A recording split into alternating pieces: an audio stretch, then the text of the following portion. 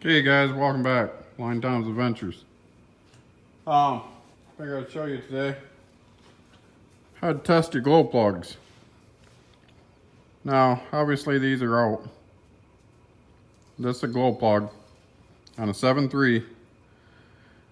Underneath the valve cover, they go into the head.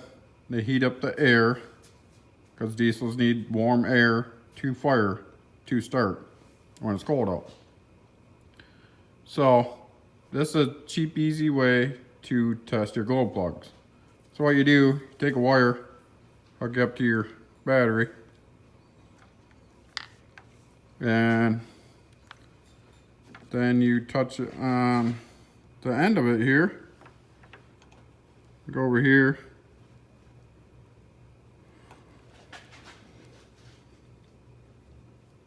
And you find the negative cable.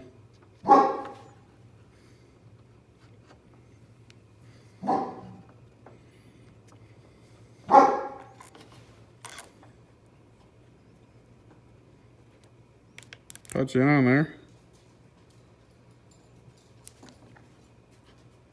See that? That one's good. So, that one side.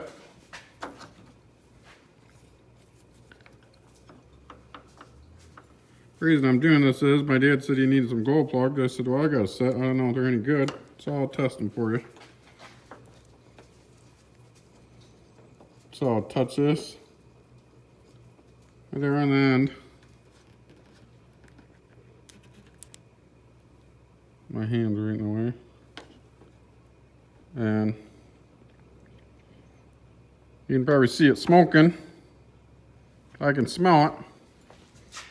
So them two are good. Cheap, easy way. You don't need to use this heavier wire. I did, but that's how you test your glow plugs. Cheap, easy way. You can also use a ohm meter and ohm them out. But I also thought I'd show you guys some general tips about a turbo. What you want to check over on a turbo. First thing, just your inlet. That's off 7.3 also.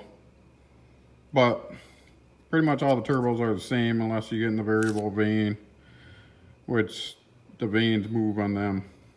But on general turbo, Cummins, 12 valve, 7.3, you know, even up in the semis, anything with turbo, basically all the same. Okay guys, so back to what I was saying before my phone just quit. Turbos are all pretty much the same unless you get in the variable vane. But you check for the same thing on gas engine, diesel engine. You want to check your turbo. You check in here, look in there, there's fins. What you want to check for is any sharp edges. This turbo's still good actually, but check all the fins, make sure there's no sharp edges where it feels like sand went through it, anything like that went through it. Then you want to wiggle it side to side, up and down. See if it rubs on the case. Spin it, feel if you feel anything tight. Should spin nice and free.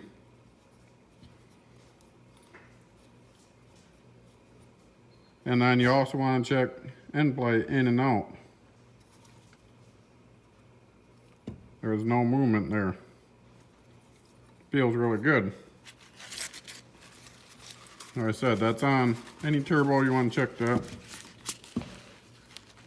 Also, what I check on the inlet side, make sure there's no oil residue, no dirt, because the seals can go bad and not have plate and still put oil through, so you want to check that. Check your exhaust side. Check the fins in there. It's kind of hard to get to on this one because it's got the butterfly, but you can take a light and look. You probably can. I can't because I can't see, but. So that's generally the things you check on turbo. Now, things people don't know on turbo, or maybe they do know. These things will spin, I don't even know, 30,000 RPMs a minute, 40,000, 50. So what happens is if you're out beating on your truck or working it and you just pull up and shut it off, what will happen is the oil would get up here, obviously, because it's fed by oil. Whether it's gas or diesel, it's still the same.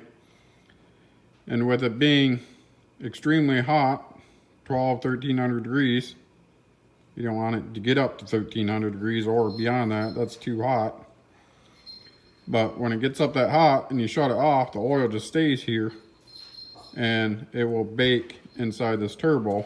That's why you always say let diesel idle before you shut it off, so you can cool this turbo back down, oil running through it as the engine's running. Let the turbo cool and you won't take chance of baking the oil inside your turbo.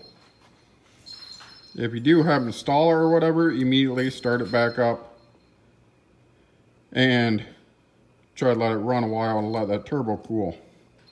If you're just driving like a grandma and you come up and you shut it off, the turbo's not hot. This is where a pyrometer gauge comes in handy. Reads exhaust temperature and you know what's running. Driving like a grandma, you're only running 700-800 degrees, no big deal. Start beating on it, you can get up 12, 13, 1400 degrees. 13, 1400 is way too hot. Should never have it that hot. But that's basically general. Like I said, this is off of Power Stroke, but they're all the same Cummins, unless you get in the variable vane turbos.